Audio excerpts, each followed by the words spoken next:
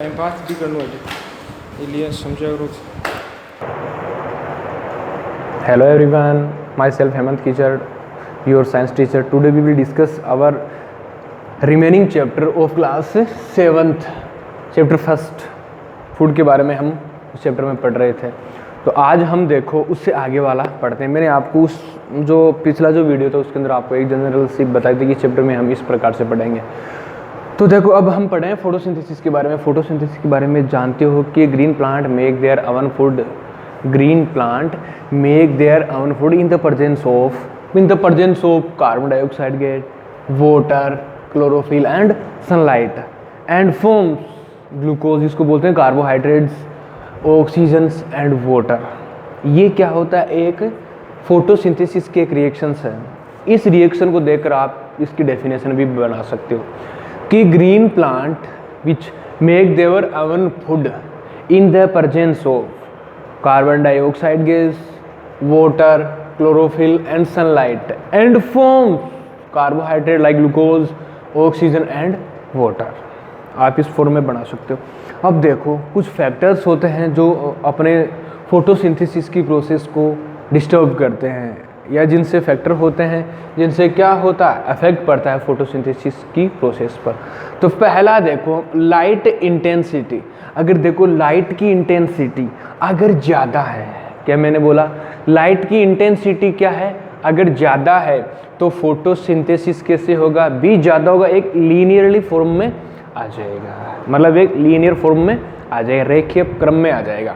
अगर लाइट की intensity highly मतलब और भी ज़्यादा है तो जो फोटोसिंथेसिस क्या होगा, एक लिमिटिंग में होगा। तब हम इसे इस प्रकार की जो प्रोसेस, हम इस प्रकार की प्रोसेस से बोलते हैं कि अगर लाइट की इंटेंसिटी अगर एक हद तक अगर सही रहती है, ज़्यादा रहती है, तब फोटोसिंथेसिस अच्छा होता है। फिर हम दूसरी बात करते हैं नेचर ऑफ लाइट। देखो अगर ब्लू एंड रेड लाइट या ब्लू या रेड रीजन मिलता है फोटोसिंथेसिस की प्रोसेस में, तब देखो फोटोसिंथेसिस बेस्ट होता है। सबसे अच्छा फोटोसिंथेसिस के लिए कौन कौन सा रीजन चाहिए? याद रखना, ब्लू एंड रेड रीजन अगर फोटोसिंथेसिस की प्रोसेस में मिल रहा है तब बेस्ट जो फोटोसिंथेसिस वो होगा। अगर अदर रीजन मिलते हैं, जैसे रेड है, जैसे रेड मिल गया, हम लोग ब्लू है, ब्लू भी मिल गया, अपने दोनों को रीजन्स में हमारे को बेस्ट फोटोसिंथेसिस मिल रहा है। इसके अलावा जैसे ग्रीन रीजन है, अगर कोई भी रीजन इसके अलावा जो मिलते हैं विबग्योर की फॉर्म में, किसको छोड़ करके, ब्लू एंड रेड को छोड़ करके, तो फोटोसिंथेसिस की प्रोसेस क्या होगी, डिक्रीज कम होगी। फिर हम बात करते हैं किसकी? देखो कार्बन डाइऑक्साइड एंड वाटर की फॉर्म से हम जानते हैं कि फोटोसिंथेसिस की प्रोसेस होती है। फिर देखो CO2, इससे देखो वाटर बनेगा, वाटर जिससे जो प्रोडक्ट बनेंगे, क्योंकि हम देखो अभी देखा है मैंने, देखो ऑक्सीजन और ये मिल करके ऑक्सीजन और H2 मिल रहे हैं, इनकी प्रेजेंस क्या होगी, कम होती। अगर इनकी प्रेजेंस कम होती है, किनकी प्रेजेंस, ऑक्सीजन और वाटर अगर प्लांट को कम मिल रहा है तो फोटोसिंथेसिस भी क्या होगा, कम होगा। यानी कि इनकी वैल्यू अगर डिक्रीज होती है तो फोटोसिंथेसिस भी डिक्रीज होगा। फिर हम बात करते हैं टेम्परेचर। देखो टेम्परेचर फोटोसिंथेसिस की जो प्रोसेसिंग होती है उस पर ज़्यादा इफेक्ट नहीं डालता है। फिर हम देखो बात करते हैं synthesis of food other carbohydrate by plant. अब देखो कार्बोहाइड्रेट हमने बोला, इसको कार्बोहाइड्रेट बोला था, इसको हम बोलते हैं भी carbohydrate.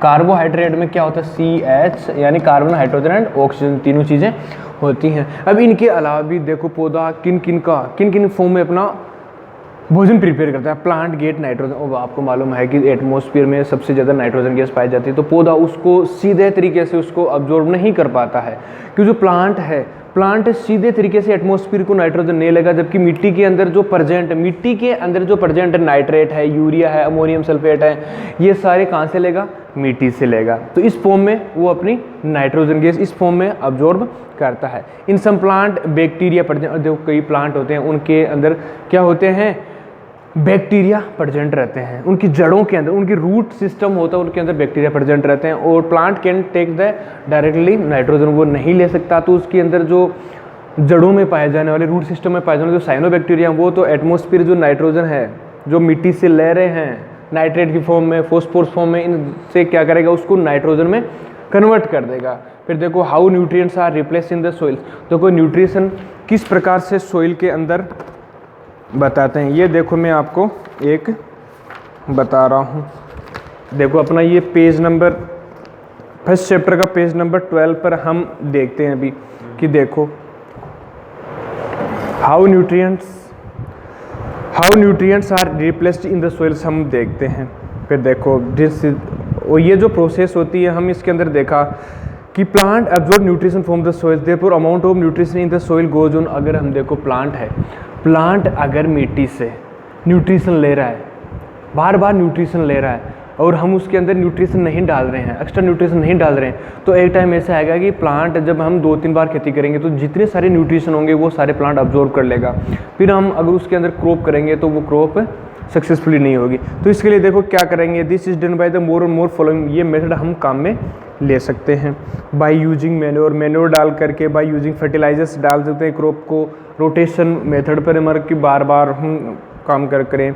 Manure spent slurry from the biogas, plant भी लगाकर हम उसके अंदर हर प्लांट को हम दे सकते हैं। Nitrogen fertilisers urea, ammonium nitrate, ammonium sulphate, हम इनको भी एज ए फर्टिलाइजर्स काम में ले सकते हैं। क्रॉप रोटेशन मेथड हम काम में ले सकते हैं। तो ये सारी प्रोसेस थी जिनके अंदर हम काम पे ले सकते हैं। और यहाँ इधर देखो जो मूंग हैं, बीन्स हैं, ग्राम्स हैं, इनके अंदर जो रूट्स होती हैं, ये राइजोबियम, इसके अंदर एक बैक्टीरिया पाया जाता है जो प्लांट के लिए न्यूट्रिशन प्रिपेयर करता है। फिर हम देखो ये जो क्वेश्चंस हैं, ये क्वेश्चन है, इन क्वेश्चंस के आंसर मैं आपको नेक्स्ट वीडियो में बताऊंगा। ये जो क्वेश्चंस हैं और आप इनको घर पर रह करके आप इनको प्रैक्टिस करना और मेरे व्हाट्सअप नंबर 9001453197 पर आप मेरे को SMS करके बताना कि सर हमने इनके आंसर सर्च आउट कर लिए हैं। Thank you.